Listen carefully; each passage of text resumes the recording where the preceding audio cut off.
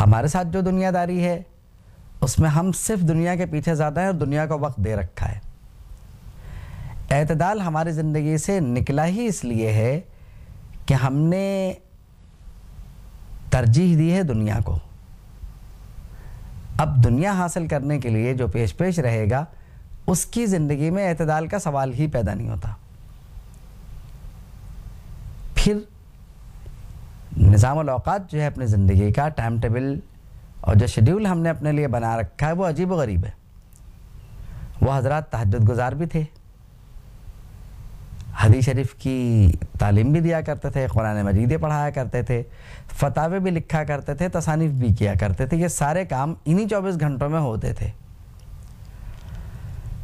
انہوں نے اپنے آپ کو کئی چیزوں سے فارغ رکھا ہوا تھا، دنیا داریاں ان کے ساتھ بھی تھیں،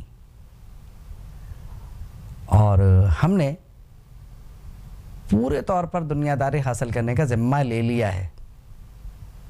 لیکن کبھی آپ نے یہ سوچا کہ جن کے لیے ہم یہ سب کچھ کر رہے ہیں وہ کبھی ہمارے لیے دعا بھی کریں گے ہاتھ اٹھا کے؟ کیونکہ جب انسان مر جاتا ہے تو اس کا عمل منقطع ہو جاتا ہے، یعنی عمل نہیں کر سکتا وہ۔ تو زندگی اس لحاظ سے بڑی غنیمت ہے کہ کم سے کم ہم عمل کی صلاحیت سے الحمدللہ محروم نہیں ہیں اور اپنے اختیار سے عمل کر سکتے ہیں۔ لیکن جب عمل منقطع ہو جائے گا اس وقت ہم کیا کریں گے؟ اور اگر کسی نے دعا بھی نہ کی تو اور زیادہ مسئلہ ہوگا کہ ہم کیا کریں گے۔ تو ہمیں اپنے معاملات پر غور کرنا چاہیے اور زندگی میں اعتدال کو جگہ دینا چاہیے۔ پوری حدیث شریف آپ پڑھتے چلے جائیں تو پوری حدیث مبارکہ میں آپ کو اعتدال کے ساتھ عمل کرنے کی ترغیب ملے گی۔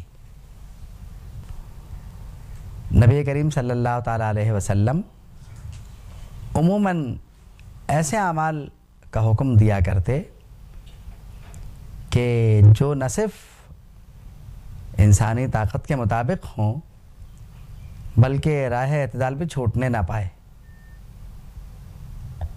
یعنی ایسا نہ ہو کہ ایک انسان مستقل عمل میں اتنا منہمک ہو جائے کہ وہ باقی سب کچھ بھول جائے۔ مومن اگر چاہے تو اس کا دنیا حاصل کرنا بھی اس کا نیک عمل بن سکتا ہے، لیکن اب یہ نہیں ہے کہ 24 میں سے 22 گھنٹے وہ صرف دنیا حاصل کرنے میں لگا دے اور کہا بھئی نیک عمل کر رہا ہوں۔ یہ راہ اعتدال نہیں ہے۔ بات یہ ہے کہ آپ کو خود کو فارغ بھی کرنا ہے۔ قرآن مجید میں ارشاد ہے فَإِذَا فَرَغْتَ فَانْصَبْ وَإِلَىٰ رَبِّكَ فَارْغَب۔ تو آپ کو فارغ بھی ہونا ہے اور اپنے پروردگار کی طرف متوجہ بھی ہونا ہے۔ وَإِلَىٰ رَبِّكَ فَارْغَب، اور اپنے پروردگار کی طرف رغبت اختیار کریں، یعنی اس سے دل لگائیں۔ تو اس کے لیے کچھ وقت فراغت کا بھی چاہیے، کیونکہ یہ عذر کام نہیں آئے گا اور نہ ہی اس پہ کوئی توجہ دے گا کہ جی میرے پاس وقت ہی نہیں تھا۔